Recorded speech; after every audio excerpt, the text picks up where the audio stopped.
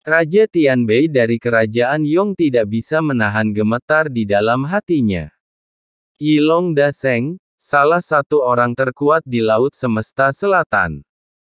Sebagai master ketiga dari Black Dragon Society, rasa kehadirannya sebenarnya tidak terlalu kuat, karena urusan terpenting dari Black Dragon Society adalah tanggung jawab master kedua, Great Sage Siyu.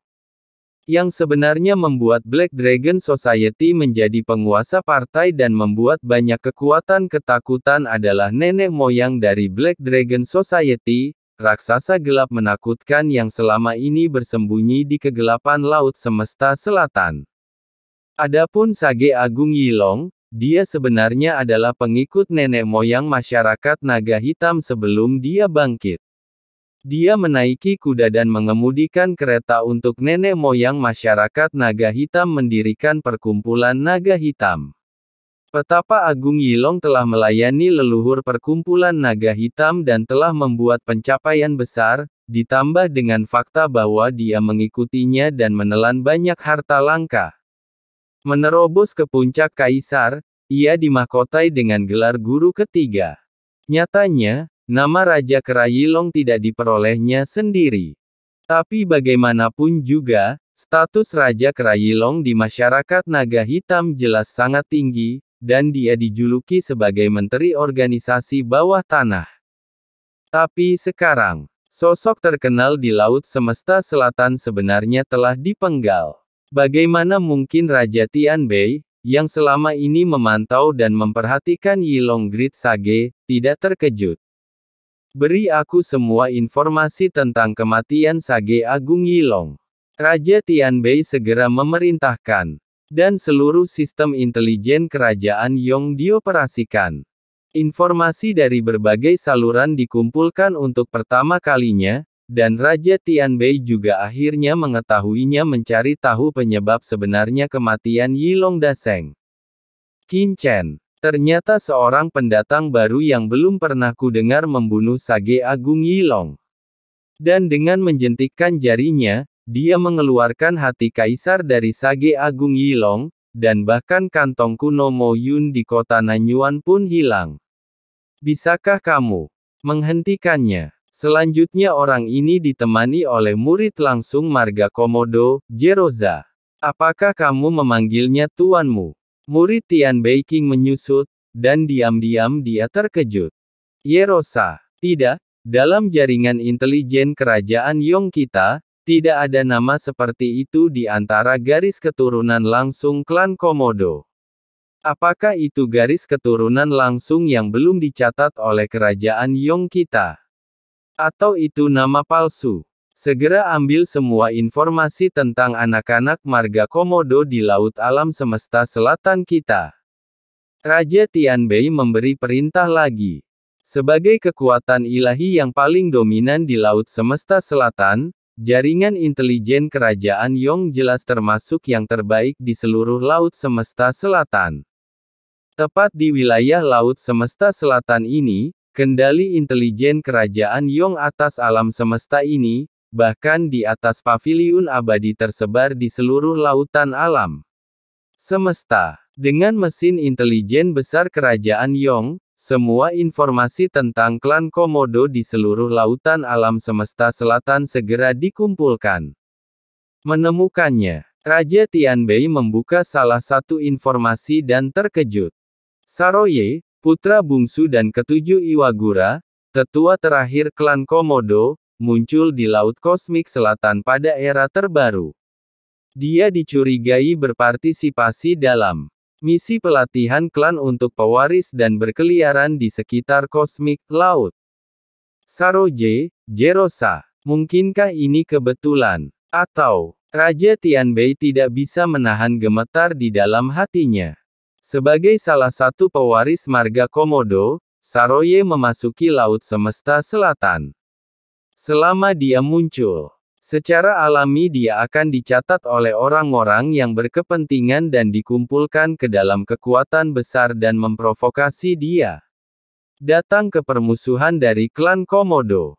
Menurut catatan, Sejak Saloye ini muncul di Laut Semesta Selatan pada abad yang lalu, kemungkinan besar dia belum meninggalkan Laut Semesta Selatan.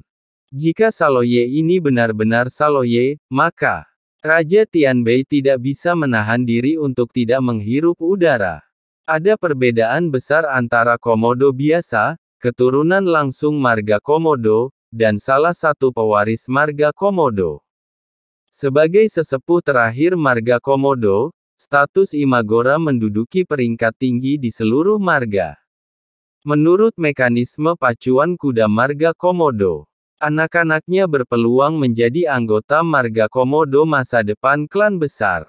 Dan orang seperti itu sebenarnya memanggil Qin Chen.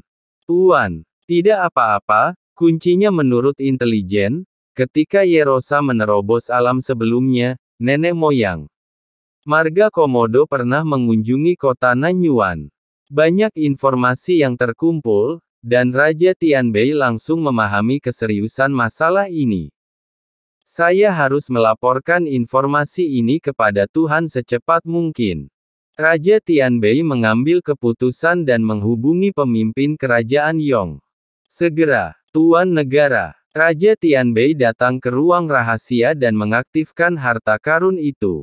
Sebagai dewa perang kerajaan Yong, dia memiliki status superior dan secara alami memiliki sarana untuk menghubungi pemimpin kerajaan Yong secara langsung.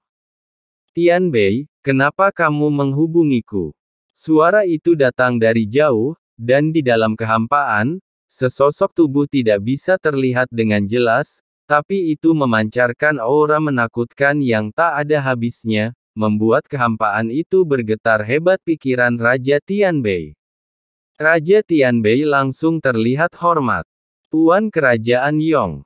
Sebagai pendiri kerajaan ilahi yang kuat, bahkan jika Anda melihat seluruh alam semesta, itu adalah keberadaan yang sangat menakutkan. Yang mulia, peristiwa besar terjadi di kota Nanyuan belum lama ini.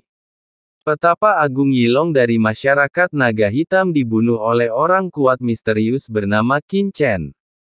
Raja Tianbei mulai melaporkan.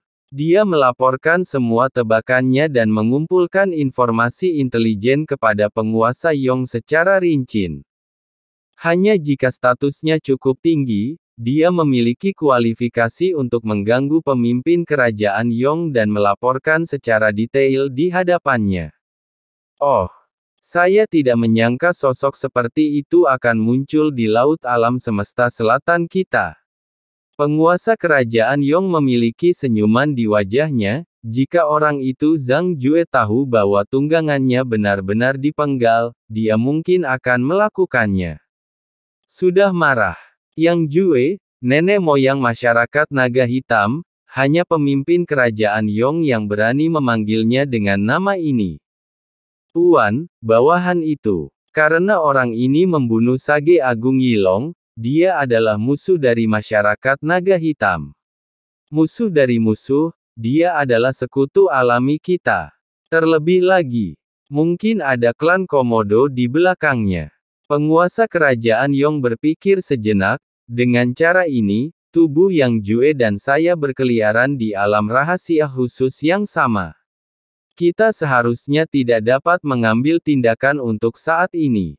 Lakukan sesuai keinginan Anda sendiri dan Anda dapat menjalin hubungan baik dengan Qin Chen. Beberapa perintah dengan cepat terlintas dalam pikiran Raja Tianbei. Tentu saja, Qin Chen tidak tahu bahwa pembunuhannya terhadap Sage Agung Yilong sebenarnya menarik perhatian penguasa kerajaan Yong.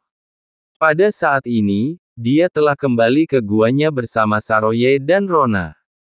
Selain itu, Qin Chen tidak memanggil Luona, atau bahkan menanyakan secara detail mengapa Sage Agung Yilong mengejarnya. Sebaliknya, dia segera memasuki ruang rahasianya dan mengasingkan diri.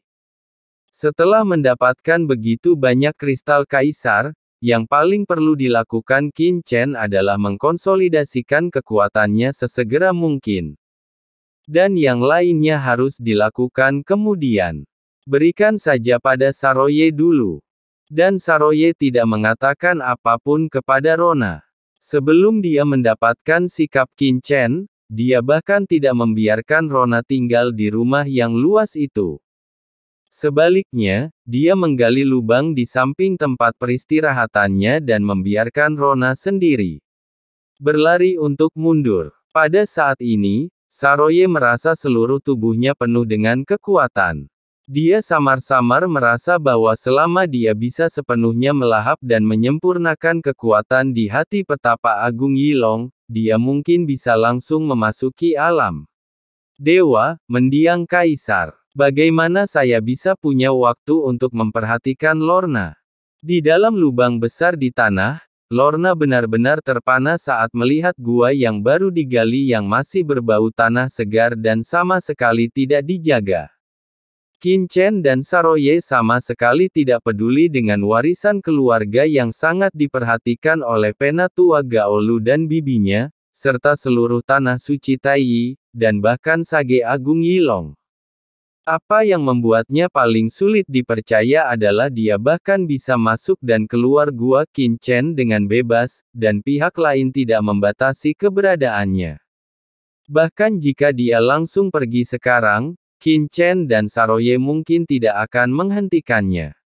Ini sangat mengejutkannya. Kepahitan mau tidak mau muncul dari sudut mulutnya. Namun kali ini, dia tidak bertindak bodoh.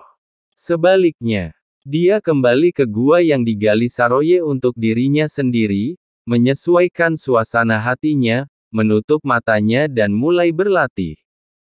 Dia sudah mengerti bahwa di dunia hutan ini, mereka yang tidak memiliki kekuatan yang cukup hanya bisa dibantai oleh orang lain. Di ruang rahasia, Qin Chen duduk bersila, dengan sejumlah besar kristal kekaisaran ditempatkan di sekitar tubuhnya. Ledakan. Sejumlah besar kristal kekaisaran hancur dalam sekejap, dan kekuatan hukum jalan yang menakutkan itu seperti naga besar, berkumpul di tubuh Qin Chen dari segala arah, memperkuat budidayanya.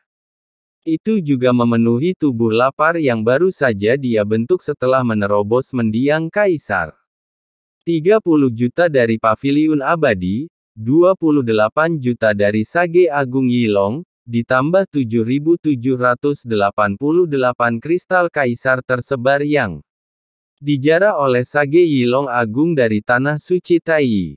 Total 780 juta kristal kaisar, seolah-olah aliran deras yang tak terhitung jumlahnya terus memasuki Qin tubuh Chen.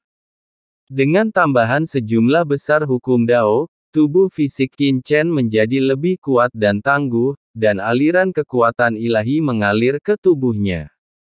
Transformasi fisik. Begitu Qin Chen memikirkannya, kekuatan kacau dari hukum agung di tubuhnya terus melonjak, membuat tubuhnya lebih kuat dan lebih menakutkan. Ledakan. Sejumlah besar kekuatan hukum Dao besar dituangkan ke dalam tubuh ilahi Dao besar yang sempurna. Menyebabkan tubuh Dewa Qin Chen berubah secara bertahap.